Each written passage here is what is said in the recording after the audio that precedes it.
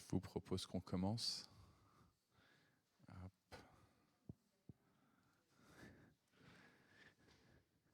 Voilà, comme ça on va prendre un temps, comme tu dis, Liv,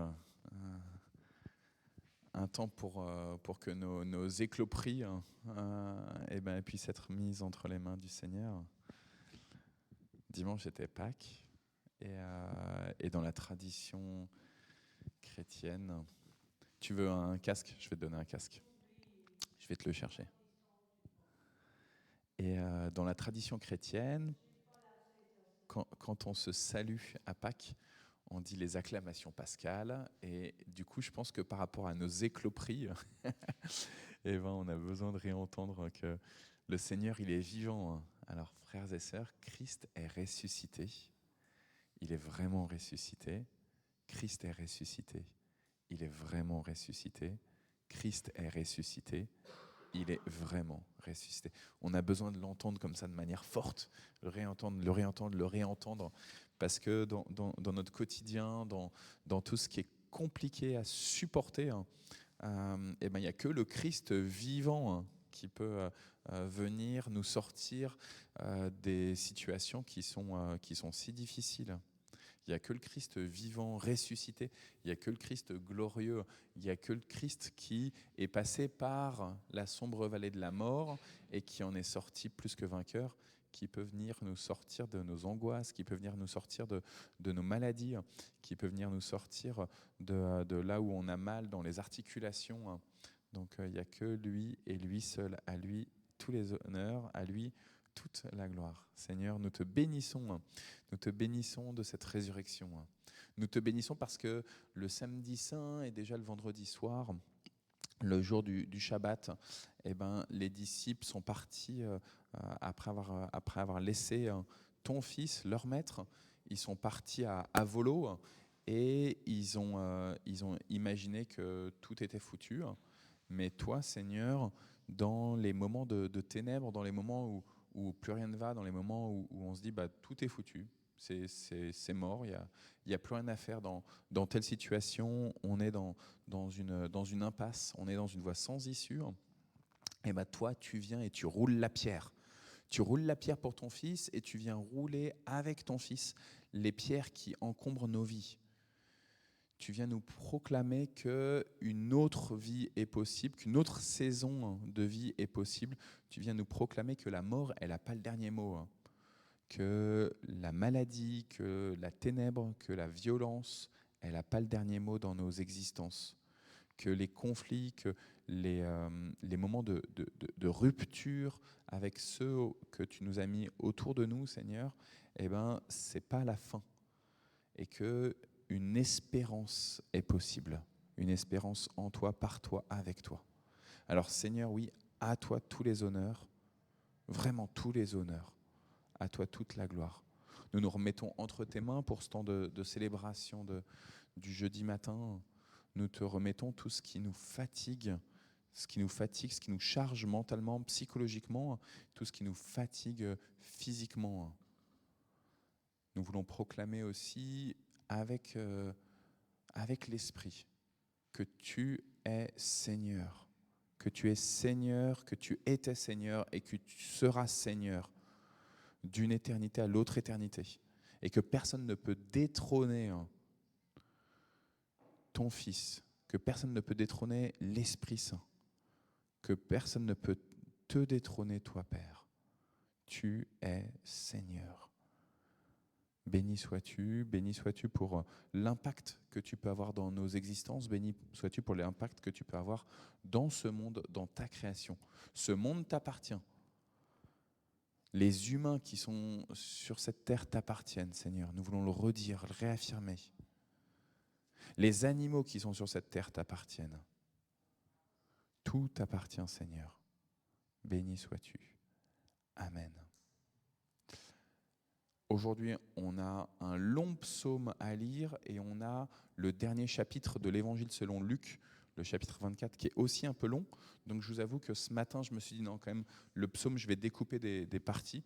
Donc on ne va pas le lire en entier. J'ai pris un peu du début, un peu au milieu, un peu à la fin. Je n'ai pas pris n'importe quel verset, mais voilà, juste pour que ça passe un tout petit peu plus rapidement, mais en même temps qu'on puisse recevoir du Seigneur. Après, comme d'habitude, on va avoir le temps de louange, et puis ensuite, donc, Luc 24. Jean-Pierre, tu commences le psaume, et en attendant, Liv, je vais te chercher le casque.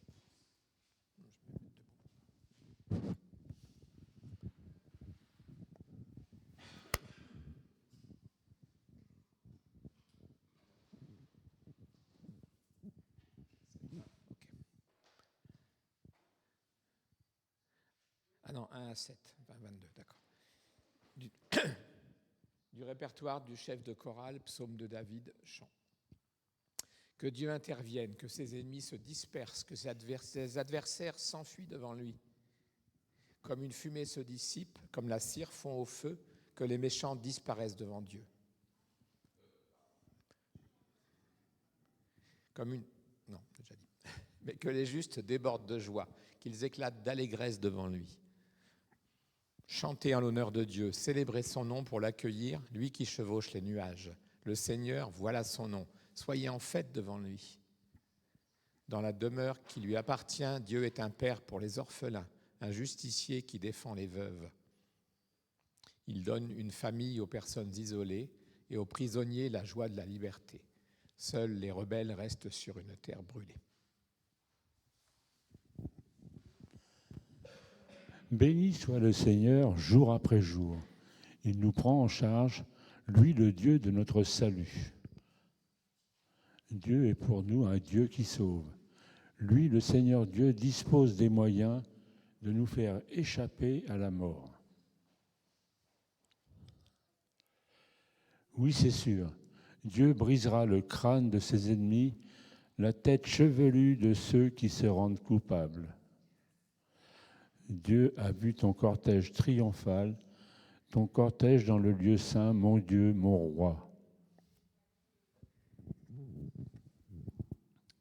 En tête des chanteurs, derrière les musiciens, au milieu des jeunes filles avec leurs tambourins.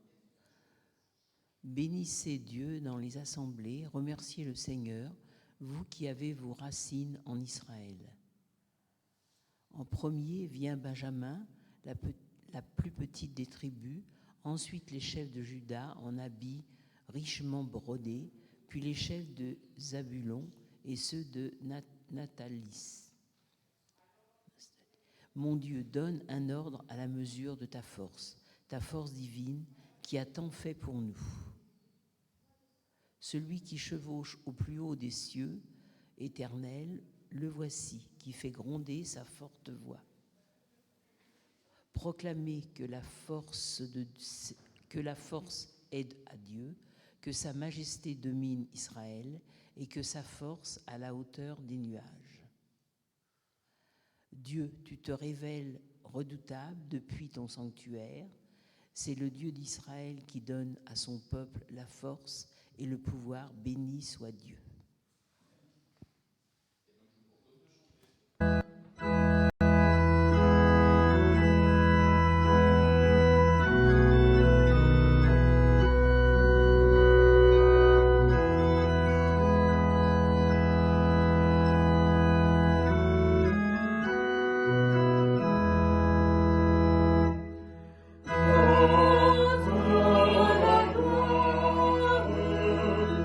Oh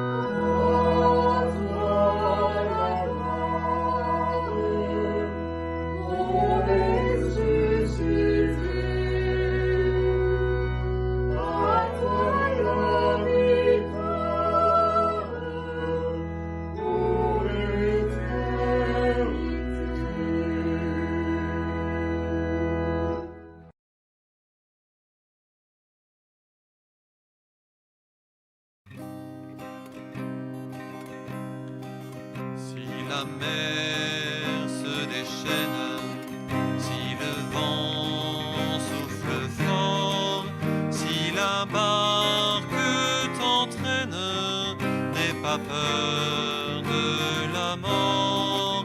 Si la barque t'entraîne, n'aie pas peur de la mort. Il n'a pas dit que tu coulerais, il n'a pas dit que tu sombrerais, il a dit allons de l'autre bord, allons de l'autre bord.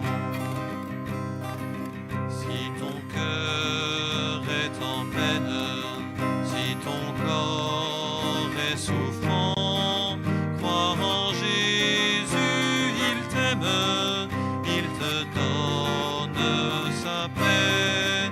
Crois en Jésus, il t'aime, il te donne sa paix. Il n'a pas dit que tu coulerais, il n'a pas dit que tu sombrerais, il a dit allons de l'autre bord, allons de l'autre bord. Si un jour sur ta route tu rencontres le mal, ne sois pas dans le doute, Dieu aime ses enfants. Ne sois pas dans le doute, Dieu aime ses enfants. Il n'a pas dit que tu coulerais, il n'a pas dit que tu sombrerais, il a dit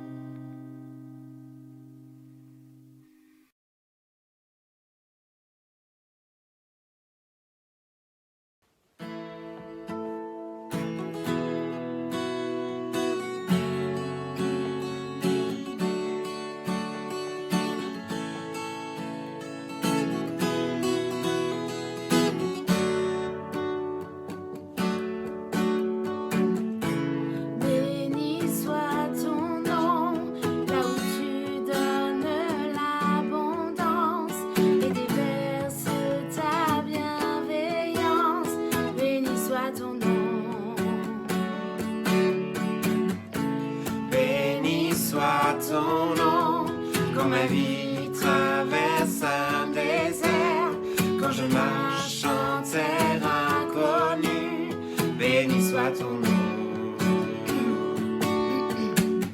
Tes bienfaits font naître en moi des chants de louange, et même au cœur de la nuit, Seigneur, je relierai.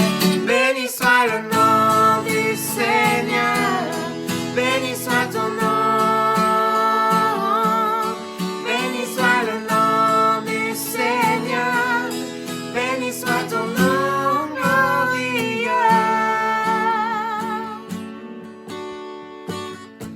Béni soit ton nom, quand sur moi brille le soleil, quand la vie semble me sourire. Béni soit ton nom. Béni soit ton nom sur la route semée de souffrance. S'il m'en coûte d'offrir ma louange, béni soit ton nom. Tes bienfaits font naître en moi des chants de louange, même au cœur de la nuit, Seigneur, je redirai.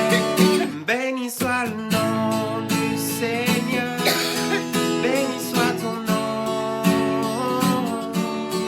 Béni soit le nom du Seigneur, béni soit ton nom glorieux.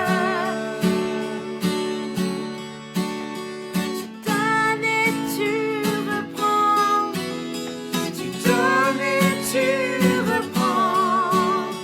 Mon cœur choisit de dire, oh, béni soit ton nom. Tu donnes et tu reprends. Tu donnes et tu reprends. Mon cœur choisit de dire, oh, béni soit ton nom. Béni soit le nom du Seigneur, béni soit ton nom. Béni soit le nom du Seigneur, béni soit ton nom glorieux. Béni soit le nom du Seigneur, béni soit ton nom. Béni soit le nom du Seigneur, béni soit ton nom glorieux.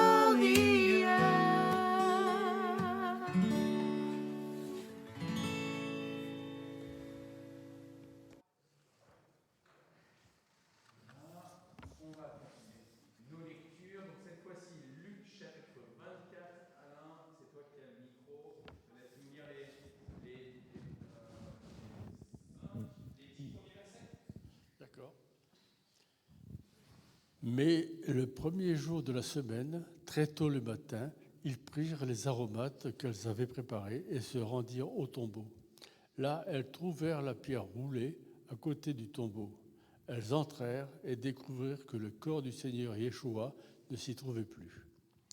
Elles se tenaient là, ne sachant qu'en penser, quand soudain, 2 hommes en habits étincelants se tinrent près d'elles.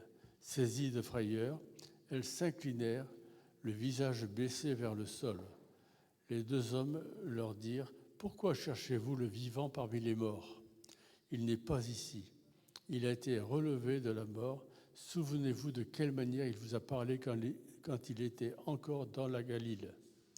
Il faut que le Fils de l'homme soit livré entre les mains des pécheurs et qu'il soit exécuté sur un poteau comme un criminel, puis qu'il soit relevé de la mort le 3e jour. » Elles se souvinrent alors des paroles de Yeshua et à leur retour du tombeau, elles racontèrent tout cela aux 11 et à tous les autres.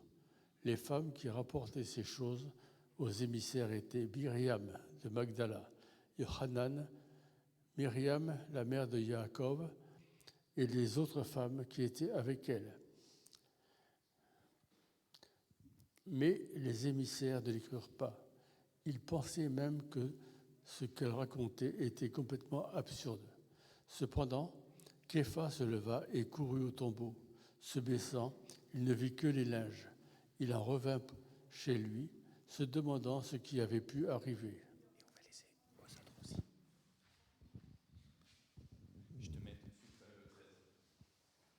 Cependant, Pierre se leva.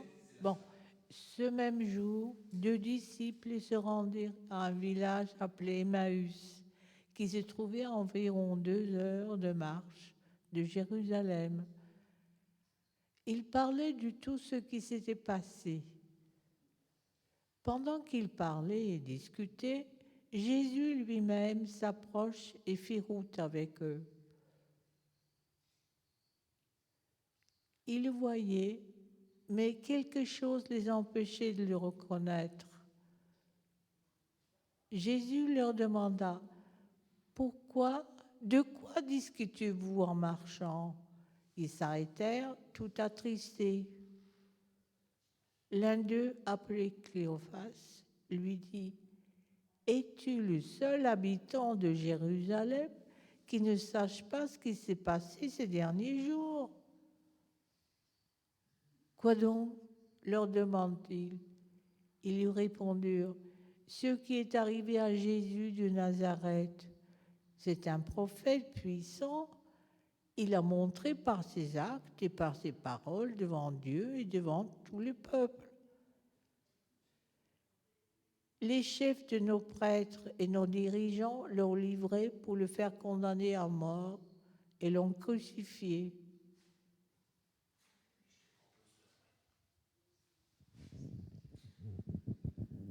Nous avions l'espoir qu'il était celui qui devait délivrer Israël. Mais en plus de tout cela, c'est aujourd'hui le 3e jour depuis que ces faits sont arrivés. Quelques femmes de notre groupe nous ont frappés de stupeur. Il est vrai, elles se sont rendues tôt ce matin au tombeau, mais n'ont pas trouvé son corps. Elles sont revenues nous raconter qu'elles avaient eu une vision, les anges qui leur ont déclaré qu'il est vivant. Quelques-unes d'entre nous sont allées au tombeau et ils ont trouvé tout comme les femmes l'avaient dit, mais lui, ils ne l'ont pas vu.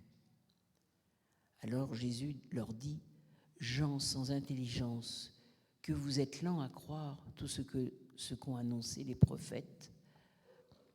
Ne fallait-il pas que le Christ souffre ainsi avant d'entrer dans sa gloire ?» Et puis, il leur expliqua ce qui était dit à son sujet dans l'ensemble des Écritures, en commençant par le livre de Moïse et en continuant par tous les livres des prophètes. Quand ils s'approchèrent du village où ils se rendaient, Jésus fit comme s'il voulait poursuivre sa route. Mais il le retint avec insistance en disant « Reste avec nous, car le jour baisse déjà et la nuit approche. » Il entra donc pour rester avec eux. Il se mit à table avec eux, prit le pain et dit une prière de bénédiction. Puis il partagea le pain et leur donna. Alors leurs yeux s'ouvrirent et ils le reconnurent, mais il disparut de devant eux. Ils se dirent l'un à l'autre, n'y avait-il pas comme un feu qui brûlait au-dedans de nous quand il nous parlait en chemin et nous expliquait les Écritures? Ils se levèrent aussitôt et retournèrent à Jérusalem. Ils y trouvèrent les 11 disciples réunis avec les autres, qui disaient « Le Seigneur est vraiment ressuscité. Il est apparu à Simon. » Et eux-mêmes leur racontèrent ce qui s'était passé en chemin et comment ils avaient reconnu Jésus au moment où ils partageaient le pain. Ils parlaient encore quand Jésus lui-même se présenta au milieu d'eux et leur dit « La paix soit avec vous. » Ils furent saisis de crainte et même de terreur, car ils croyaient voir un fantôme. Mais Jésus leur dit « Pourquoi êtes-vous troublés? Pourquoi avez-vous ces doutes dans vos cœurs? Regardez mes mains et mes pieds, c'est bien moi. Touchez-moi et voyez, car un esprit n'a ni chair ni os, contrairement à moi, comme vous le constatez. » Il dit ces mots et leur montra ses mains et ses pieds.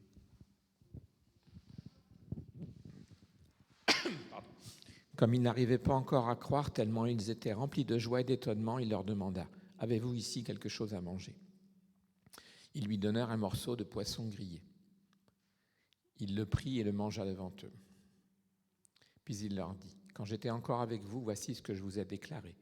Ce qui est écrit à mon sujet dans la loi de Moïse, dans les livres des prophètes et dans les psaumes, tout cela devait s'accomplir. » Alors il leur ouvrit l'intelligence pour qu'ils comprennent les Écritures. Et il leur dit « Voici ce qui est écrit. Le Christ souffrira et ressuscitera d'entre les morts le 3e jour. Et l'on proclamera son nom devant toutes les populations, en commençant par Jérusalem. On appellera chacun à changer de vie et à recevoir le pardon des péchés. Vous êtes témoins de tout cela. Et j'enverrai moi-même sur vous ce que mon Père a promis. Et vous restez dans la ville jusqu'à ce que vous soyez remplis de la puissance d'en haut. » Puis Jésus les emmena hors de la ville, près de Béthanie, et là il leva les mains et les bénit. Pendant qu'il les bénissait, il se sépara d'eux et fut enlevé au ciel. Quant à eux, ils se prosternèrent devant lui et retournèrent à Jérusalem, remplis d'une grande joie. Ils se tenaient continuellement dans le temple et louaient Dieu.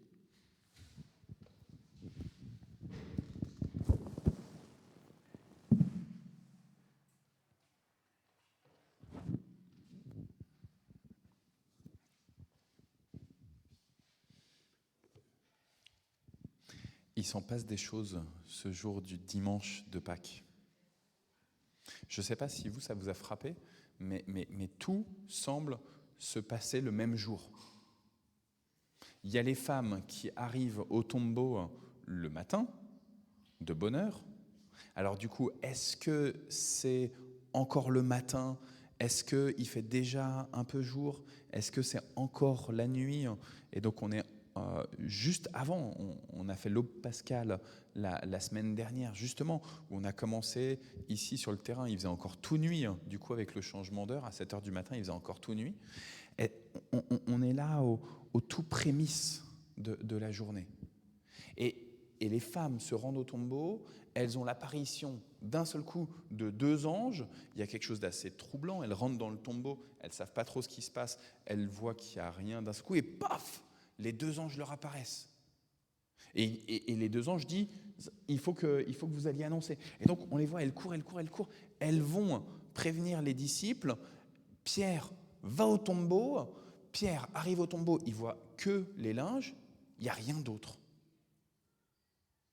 Les femmes, pendant ce temps-là, elles sont en train de raconter aux autres disciples, personne ne veut croire les femmes. Et pendant ce temps-là, donc Pierre, il est au tombeau. Dans un autre récit, chez Jean, on sait que c'est Pierre et Jean qui ont couru ensemble jusqu'au tombeau. Mais donc on a deux événements d'un seul coup qui partent en même temps. Et là, dans la maison où les disciples sont réunis, personne ne veut croire les femmes. Et d'un coup, paf, on arrive sur une autre situation avec ces 2 disciples qui sont sur le chemin d'Emmaüs. Et là, Christ vient les rejoindre. Tout ça se passe en même temps, quasiment en même temps, la même journée. Je ne sais pas si vous, ça vous arrive, j'imagine que oui, que ça vous est arrivé encore plus de fois que moi, où il y a des journées où on a l'impression d'avoir eu plusieurs journées en une seule journée. Peut-être parce qu'on s'est levé tôt, peut-être parce qu'on a fait une sieste aussi, des fois, et donc le fait de se relever, ou peut-être simplement parce que ça semble très chargé d'un seul coup, mais avec aussi toute la satisfaction d'avoir vécu des moments importants et avoir réalisé des choses importantes. Là, ce jour du dimanche de Pâques, c'est comme s'il y avait eu plusieurs journées en une seule journée. Il y a ces anges qui apparaissent au tombeau, Christ n'est déjà plus là. Il y a ces femmes qui courent annoncer aux disciples, et à Pierre notamment, il y a cette course vers le tombeau, il y a ces disciples qui sont sur le chemin d'Emmaüs, qui disent, des femmes sont venues nous prévenir que le tombeau était vide, mais nous, on n'y croit pas bien. Donc ces 2 disciples d'Emmaüs, ils étaient là, dans la maison, quand les 3 femmes sont venues dans la maison. Et là, ils sont en route et leurs yeux sont obscurcis. Ils ne voient pas le Christ ressuscité. Et puis finalement, donc, on arrive au soir déjà. Christ rompt le pain, leurs yeux s'ouvrent. Et là, qu'est-ce que font les disciples alors que c'est le soir? Alors qu'ils avaient dit à Jésus, sans savoir que c'était Jésus, reste avec nous parce que le soir tombe. Tu ne vas pas aller partout, il n'y a pas de lumière dans les rues. Donc c'est dangereux de se balader en pleine nuit. Et là, les disciples qui étaient sur le chemin d'Emmaüs, ils partent voir les autres disciples. C'est complètement fou. Et quand ils arrivent voir les autres disciples, qu'est-ce qu'ils apprennent? Que Jésus est apparu à Simon. Eux, ils étaient avec Jésus en route. Jésus a partagé, il a donné la bénédiction et il a partagé le pain. Mais Jésus il est aussi apparu à Pierre.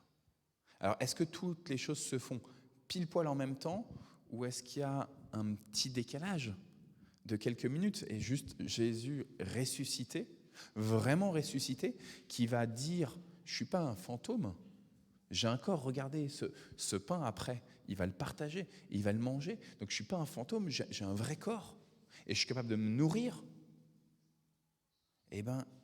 Il peut apparaître à plein d'endroits différents en même temps, ou quasiment en même temps.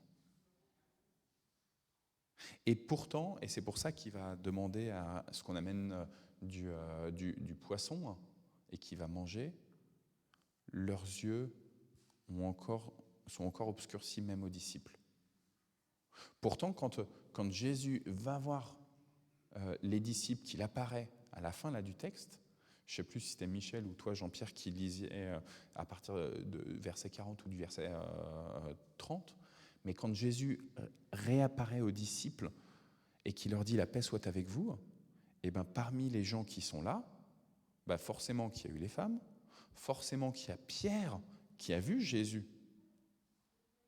Certainement, vu que chez Jean, on apprend que c'est Pierre et Jean qui vont au tombeau, certainement qu'il y a Jean aussi.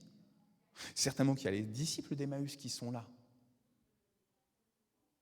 Mais ils ont encore, malgré tout, du mal à concevoir, parce que Jésus apparaît dans des formes différentes. Et il a fallu, et ce texte nous dit, il a fallu que Jésus leur ouvre leur intelligence. Femmes et hommes sans intelligence. Qu'est-ce que nous sommes lents à croire? C'est ce qu'il leur dit aux disciples d'Emmaüs quand ils disent « tu n'es pas le seul à ne pas savoir ce qui s'est passé ?» Et il leur raconte le récit. Combien de fois nous-mêmes on peut raconter le récit biblique? Que ce soit le Premier Testament, que ce soit le Nouveau Testament.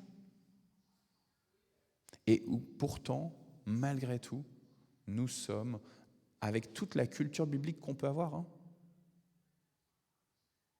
avec toute la doctrine qu'on a dans la tête, toute la dogmatique, on connaît bien notre théologie. Malgré tout même, toutes les expériences spirituelles extraordinaires qu'on a vécues.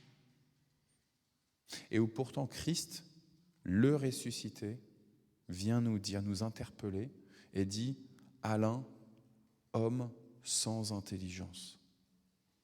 Liv, femme sans intelligence.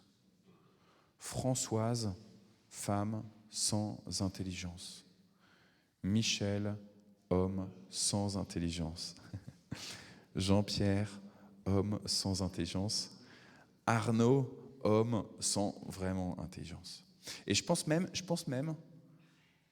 que Christ, parce qu'il est le victorieux sur toute la création, il peut même dire ça aux animaux. Je pense qu'il peut même dire ça à Riri. hommes et femmes sans intelligence. Malgré toutes les expériences spirituelles où on a vu la main de Dieu, où on a vu des gens qui sont guéris physiquement, on a vu des gens qui étaient complètement cassés, qui ont été relevés, qui ont été restaurés. Et pourtant, tout à l'heure, Liv, quand elle était en train de me dire, Liv, que tu avais mal au genou, je n'ai pas imposé les mains sur les genoux de Liv. Je n'ai pas imposé la main sur la cheville de Liv. Homme sans intelligence que je suis. Non pas l'intelligence, évidemment, de la tête, mais l'intelligence prise dans la sagesse de Dieu. Combien est-ce que j'ai besoin de réentendre Christ est ressuscité, et il est ressuscité et il a mis fin à tout ce qui est mortifère. Il faut que le Christ soit crucifié pour entrer dans sa pleine gloire. Et donc j'ai besoin de réentendre quotidiennement, et plus que quotidiennement, j'ai besoin de le réentendre plusieurs fois dans la journée, que Christ a vraiment mis sur la croix tout ce qui est chargé, tout ce qui est lourd, tout ce qui est vraiment destructeur dans ma vie et dans celle des autres. Quand il y a une tentation dans laquelle je retombe et retombe et retombe, quand il y a quelque chose dans lequel je suis enclin au mal, et besoin de réentendre, Christ a vaincu le mal. Homme sans intelligence, femme sans intelligence. Jusqu'à quand douterez-vous que le Christ peut sanctifier votre vie, que le Christ peut transfigurer toute la création? Jusqu'à quand douterez-vous quand vous voyez qu'il y a la pluie alors qu'il faisait chaud? C'est ce que tu disais tout à l'heure, Jean-Pierre, en rentrant, alors qu'on était bien hier, il y avait un beau soleil, et là, et on entend ces aléas climatiques, et on entend que tout fout le camp, et on entend ces guerres et ces bruits de guerre. Jusqu'à quand douterez-vous de la seigneurie absolue de Dieu? Absolue. Tout se passe, je vous dis, dans un temps très court, là, ce chapitre 24 de Luc. Peut-être une journée. Et ça vient montrer à quel point Christ doit faire des percées sans cesse dans notre vie. En tout cas, moi, c'est ce que j'ai ressenti dans ce texte-là, de Luc 24. Peut-être que vous, il y a d'autres choses que vous avez, qui vous ont interpellé, qui vous ont, voilà, et que vous allez nous nourrir aussi, Jean-Pierre. Finalement, j'avais vraiment pas jamais fait attention. J'en tire pas de conclusion, tu vois. Peut-être, je vais te demander ce que tu en penses. J'avais pas réalisé que Christ, il est ressuscité, mais dans un corps mortel cette fois-là. Après, il y a autre. Mais j'avais vraiment dans mon esprit, quand je lisais, je faisais pas attention parce que je me disais, mais non, il est ressuscité, mais il est esprit maintenant. Mais non, il est. Donc c'est compliqué pour moi maintenant de me dire, mince, alors, mais comment c'est possible que le Dieu vivant soit ressuscité d'abord dans un corps mortel avant de repartir au ciel? Peut-être que Alain il pourra mieux répondre encore que moi, mais c'est toute la difficulté que, en fait, c'est un corps charnel. Donc c'est un vrai corps fait de chair, mais justement c'est plus un corps mortel. C'est un corps qui est complètement le corps qui était voulu dès les origines par Dieu. Et si, c'est le corps glorieux, justement. C'est pour ça que le Christ, en fait, quand il apparaît, par exemple, au chemin avec les disciples d'Emmaüs, il a un vrai corps, il est capable de prendre les choses, de manger avec les disciples, etc. Mais il est invisible à leurs yeux. Ce n'est pas juste le regard des disciples qui est empêché. On parle du regard qui est empêché, mais en tout cas, les pères de l'Église se sont beaucoup battus contre une tendance dans certaines églises de penser que c'était juste un esprit. Mais je t'avoue que ça a été classé comme une hérésie dans le début du christianisme, mais il y avait un vrai combat de savoir de quelle manière Christ est ressuscité. Et en fait, non, ils ont dit non, c'est un vrai corps. Et après, c'est tout le combat quand tu lis justement Paul sur la question du corps spirituel, parce qu'en fait, il utilise quand même le mot corps. et pourtant, il parle d'esprit. Donc, tu voulais rajouter quelque chose là-dessus ou sur autre chose ? Mais Jésus est toujours dans son corps, actuellement. Et c'est dans son corps qu'il est à la droite de Dieu. Et c'est en tant qu'humain, mais glorifié, qu'il va exercer la justice et la vengeance, mais en même temps le salut. Et parfois on dit, il n'y a que les humains qui vont adorer le Seigneur, mais il y a un texte dans l'Apocalypse, je crois que c'est au chapitre 5, où ce sont tous les êtres vivants qui sont sur la terre, sous la terre, dans les mers, sur les mers, dans les cieux, qui acclameront le Seigneur, qui acclameront Jésus. Et donc c'est formidable quand on voit ça. Et je trouve que pour moi aussi, c'est assez parlant là, quand tu parles du coup du fait qu'il est assis à la droite de Dieu. Ça veut dire que concrètement, même si souvent on n'imagine pas Dieu avec un corps physique, hein, mais comme quelque chose de plus spirituel et de plus fantomatique, quelque chose, une espèce de puissance comme ça à l'œuvre, eh ben non. S'il y a quelque chose à droite, ça veut dire qu'il y a une vraie personne. Il y a une vraie personne. Alors peut-être que ce n'est pas exactement un corps comme nous, hein, mais il y a une vraie personne, hein, distincte les unes des autres. C'est ça. Donc la symbolique sur la droite, c'est porteur de la puissance. Est-ce que Liv, malgré ta douleur, il y a quelque chose que tu veux partager ? J'ai une de mes filles qui vit avec moi quand elle peut, mais elle a du mal à concevoir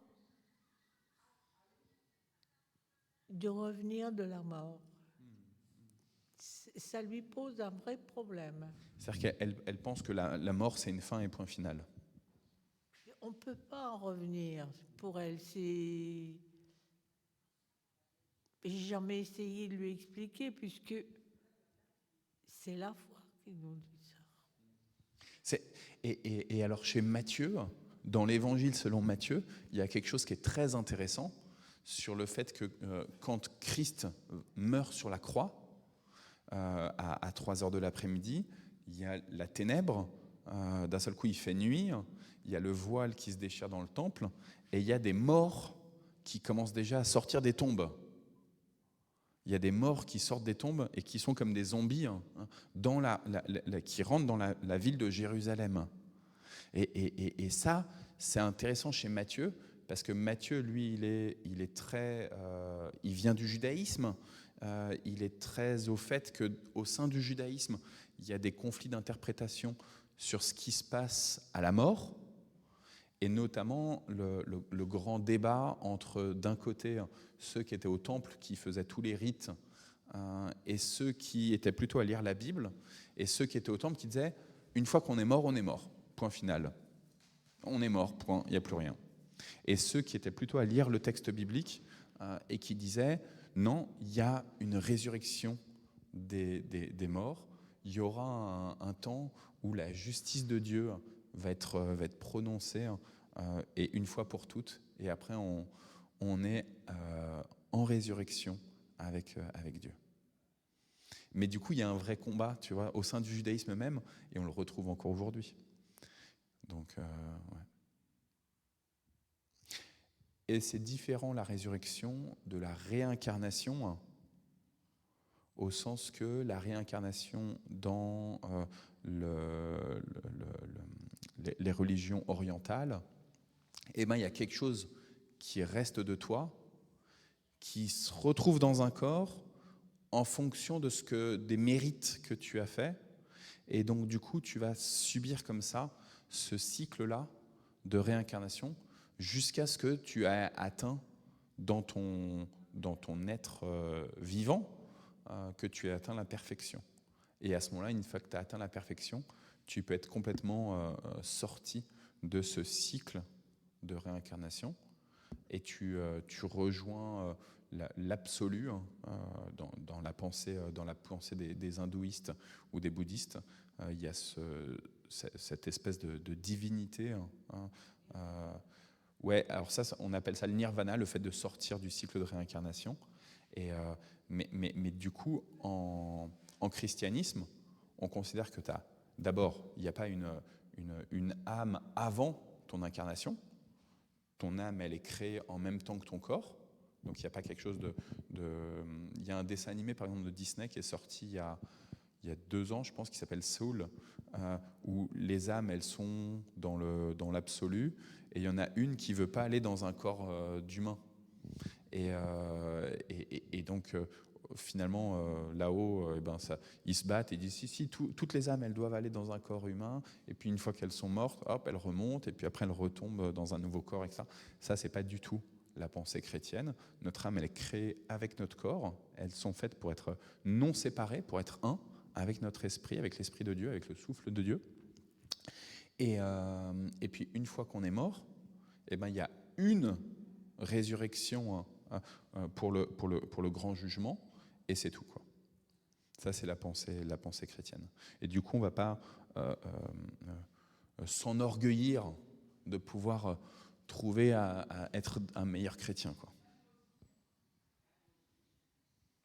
Est-ce que Michel, tu as une pensée, ou Françoise ?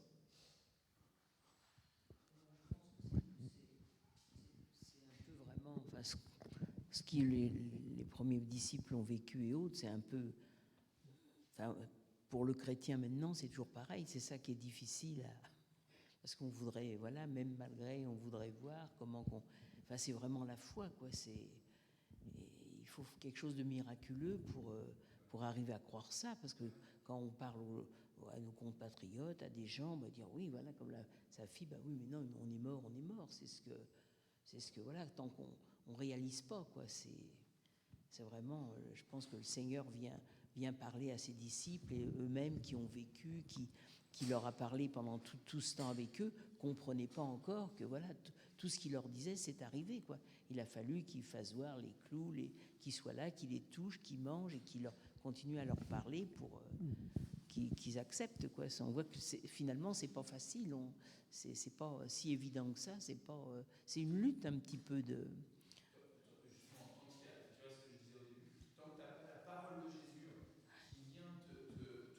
Oui. Tu vois, d'un seul coup, à la fois elle condamne en disant femme, homme sans intelligence, et en même temps ça ouvre l'intelligence, et tant qu'il n'y a pas cette Ça, parole-là, tu peux, voilà, il y a tu peux avoir grandi dans l'église, tu peux avoir entendu tous les textes bibliques, tu vois, c'est la parole de Paul, si je n'ai pas l'amour, je ne suis rien.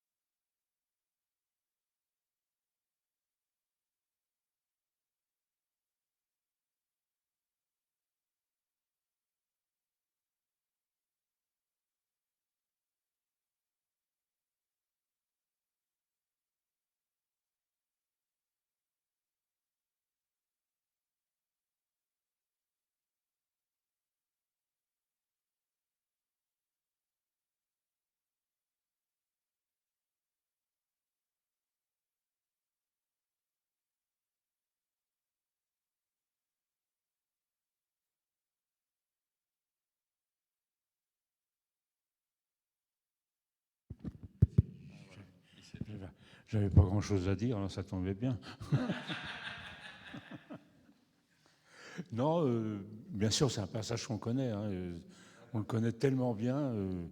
Mais moi, ce qui est remarquable dans cette histoire aussi, c'est que les femmes qui sont restées avec Jésus jusqu'à la fin de la crucifixion, eh bien, on les retrouve là 3 jours après pour s'occuper du corps de Jésus. Et ça, c'est quelque chose quand même qui met vraiment en valeur le rôle de la femme dans l'Évangile, hein, souvent qu'on ne cite pas souvent, mais qui est important, hein, quand même. Parce que ces femmes-là, ils ont conservé la foi, hein, ils ont la foi. Hein, c'est quelque chose de formidable. Hein, voilà. En fait, tu vois, on sait bien que le mot foi, ça a donné fidélité. Hein, et là, il y a une vraie fidélité. J'ai suivi mon maître, je suis allé jusqu'au bout, tout le monde le renie, mais je reste là jusqu'au bout. Et puis, je serai les premières au lever de l'aurore pour être là, présente. Et je pense que ça doit nous encourager, tu vois, même nous les hommes, à vraiment être fidèles profondément. Dieu, il est fidèle, même quand nous, on est infidèles, et on est appelé comme ça à sans cesse revenir vers cette fidélité. Quand j'ai commencé à suivre Jésus, coûte que coûte, du lever du soleil jusqu'à son coucher, je veux être fidèle à Dieu, quoi.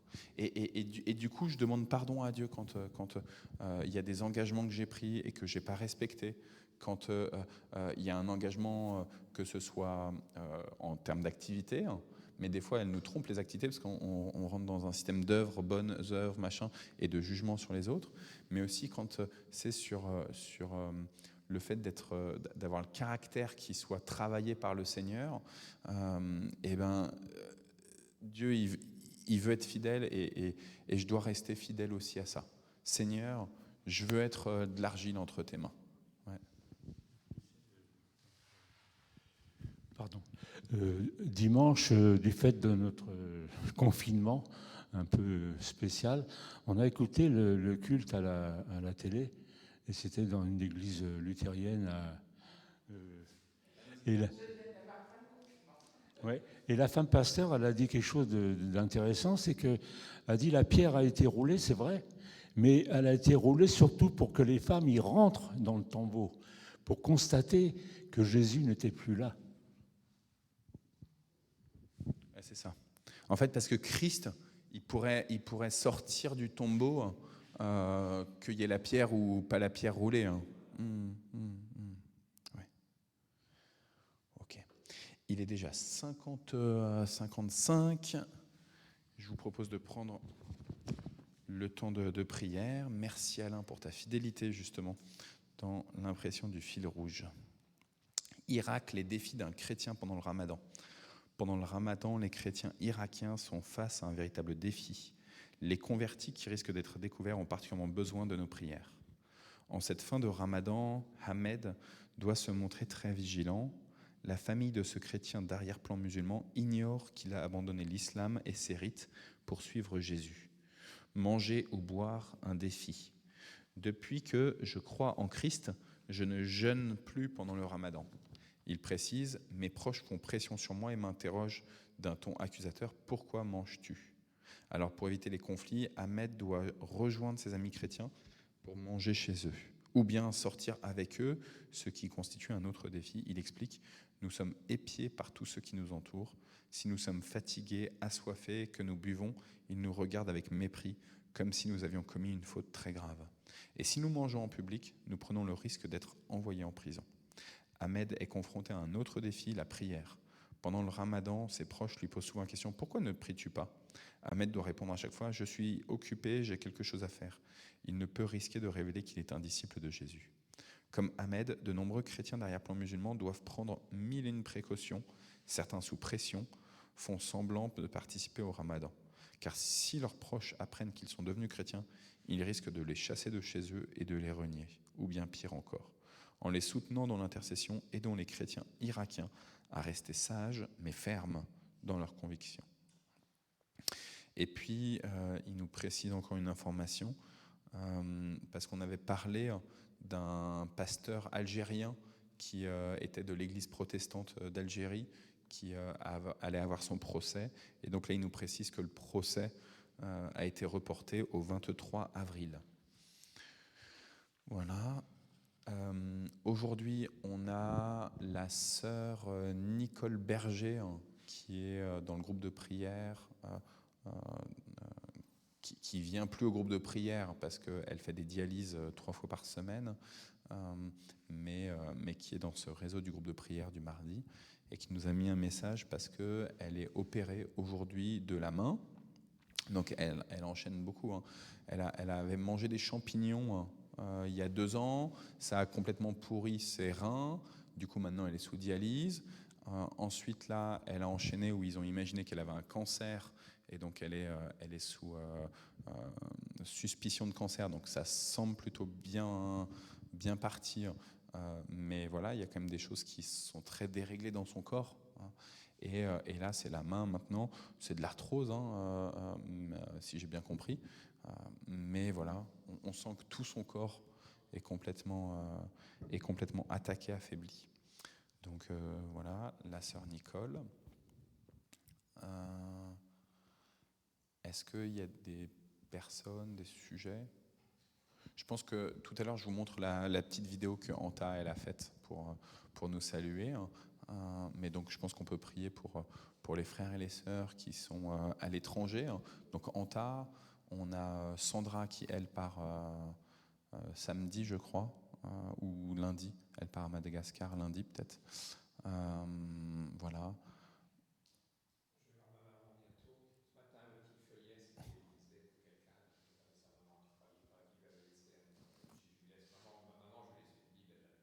Elle l'a mis de côté. Que le Seigneur m'éclaire sur est-ce qu'il y a quelque chose à faire. En tout cas, ça a été un encouragement pour toi.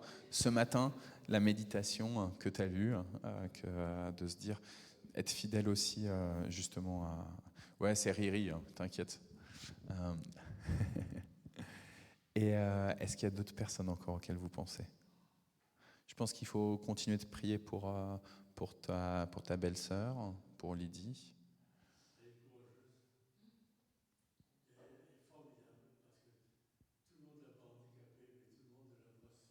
Amen, amen. Amen, amen. Ouais. Je pense qu'on peut prier par rapport à... Donc, samedi, il y a le groupe des femmes, Liv, Françoise, donc 14h30 ici. Ça dure jusqu'à 16h ou 16h30. L'idée, c'est, quel que soit l'âge, hein, qu'on a, il y a des jeunes, il y a des moins jeunes, c'est de prendre un temps comme ça, ensemble, entre femmes, pour voilà, se poser, se reposer, hein, entre les mains de Dieu. Donc je vous encourage, on peut prier pour ça. Et puis le camp des enfants la semaine prochaine, de lundi à jeudi. On va près de Soissons. Et je pense qu'on peut prier pour la douleur de Liv, vraiment. Non, Liv, il n'y a pas de « ah, c'est pas grave, machin ». Si, on prie pour toi. Ok, je vous propose de prier.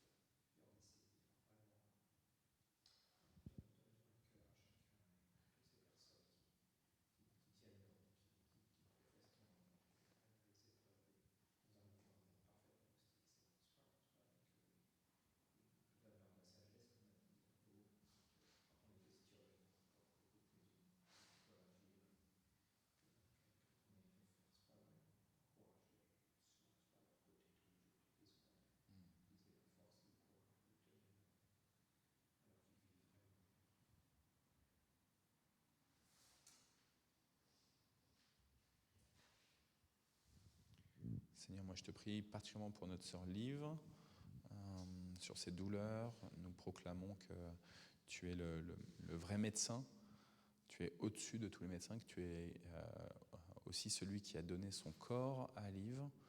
Donc voilà, maintenant nous te demandons par Christ et par la puissance de ton esprit d'agir dans la jambe droite de Liv, que ces douleurs se dissipent par le nom de Jésus. Amen.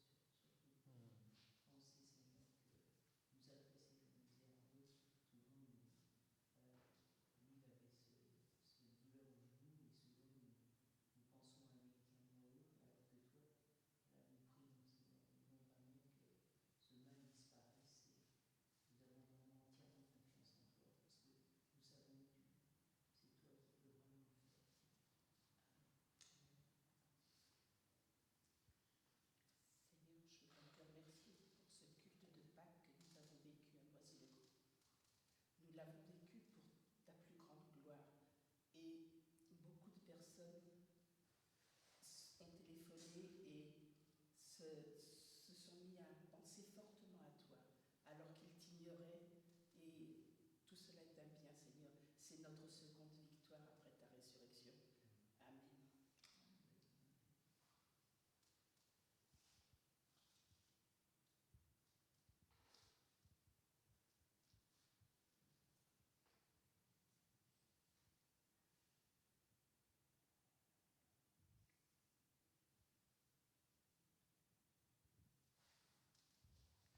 Seigneur, moi je te remets aussi Jacqueline, ce temps qu'elle est à l'hôpital, Serge. Je te supplie pour ceux qui sont en train de se battre contre un cancer, Philippe, contre le zona, je te demande d'enlever ce zona de Noël. Je te supplie pour les enfants qui, à Madagascar ou ailleurs dans le monde, subissent toutes sortes de violences, de famine.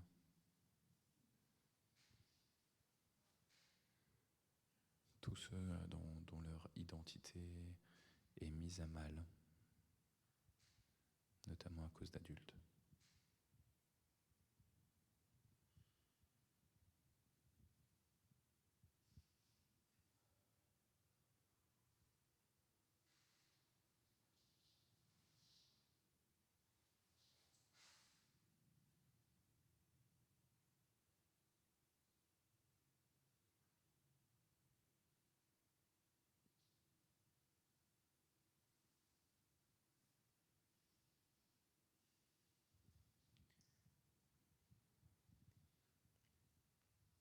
Et ensemble, avec les paroles de Jésus, nous disons, notre Notre Père qui es aux cieux, que ton nom soit sanctifié, que ton règne vienne, que ta volonté soit faite sur la terre comme au ciel.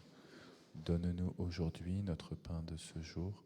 Pardonne-nous nos offenses, comme nous pardonnons aussi à ceux qui nous ont offensés. Et ne nous laisse pas entrer en tentation, mais délivre-nous du mal, car c'est à toi qu'appartiennent le règne, la puissance et la gloire, pour les siècles des siècles. Amen.